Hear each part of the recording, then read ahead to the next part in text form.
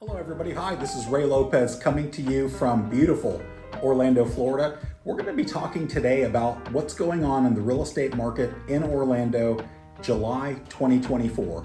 So let's talk a little bit about where we're at. We're halfway through the year, and what we've seen since the beginning of the year till today is we're seeing an influx of inventory.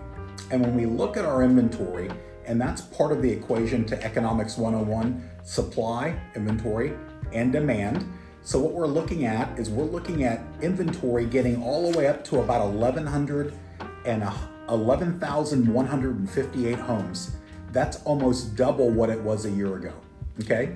The good news is, because that sounds pretty bad, the good news is that is pretty much a normal inventory for our Orlando area. So our theme this year has been getting back to normalcy. So between that 10 and 11,000 homes for sale is a healthy buyer/seller's market. So now we're right at the top end of that, which is about what you would think we would be at the end of the summer, okay? So if that's half the equation, what's the other half? Well, that's closed sales. So what's going on the closed sales side of things? We ended up the month of July at 2,652 home sales, okay? Very similar to last month. That was a pretty much the same number, but that is going to be down about 7% to last year, which was down about 20% to normal. So what we're seeing is we're seeing a slower than normal market, okay? We're seeing a lot of homes for sale. So most people would say, well, Ray, what would you say? That doesn't sound good for the real estate market. This is what I would tell you. As rates trend down, one of the things that I do want to comment on is the Fed has said they are going to cut interest rates in September. They know that they're going to cut it. Now it's just a matter of how much they're going to cut the rate. They're either going to cut it 1/4% or 0.5%. If it's 1/4%, we probably won't see a whole lot change with rates. Maybe just a little bit, moving from that mid sixes to lower sixes. But guys, if they cut it 0.5%, and that's the short-term Fed rate, we probably could see interest rates touching that lower 6%.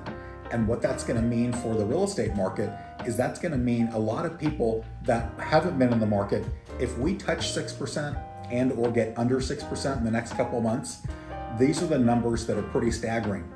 What the experts say, and I say the experts, they say that for every 1% of interest rate going down, 1 million buyers nationwide will come back into the market.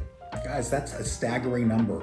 There's a lot of people out there that are saying when the rates get better, when the prices go down, and that's all going to happen in the third and fourth quarters of this year, okay?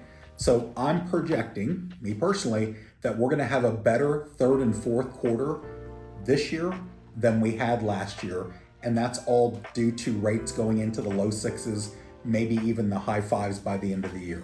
So that's Ray Lopez's take on the market. So let's talk a little bit about what's going on with our nation. We talk about a pending recession, okay? It looks like all indicators are indicating that we're gonna be heading towards a recession of some sort. Recessions aren't always bad, guys, especially for the real estate market. A recession means the Fed's gonna cut the rate to help stimulate consumer spending. And now that jobs have been adjusted, they were overstated for the last 12 months to the tune of 818,000 jobs. Guys, if we would have known that in the last 12 months, we probably would have already been in a recession. And if this is what a recession looks like, it's not all that bad, okay? So in closing, what we want to talk about are interest rates going to be in the lower sixes, hopefully by the end of the year, if not in the fives. We're talking about a normal market where buyers and sellers both have power. And we're talking about by the end of the year, we will be giving back some of the appreciation that we've gotten. We right now, as a city in Orlando, our median price is $390,000. We peaked at $395 last month, and we'll probably end up the year at about $365. And that's usually what happens in the seasonality of the winter.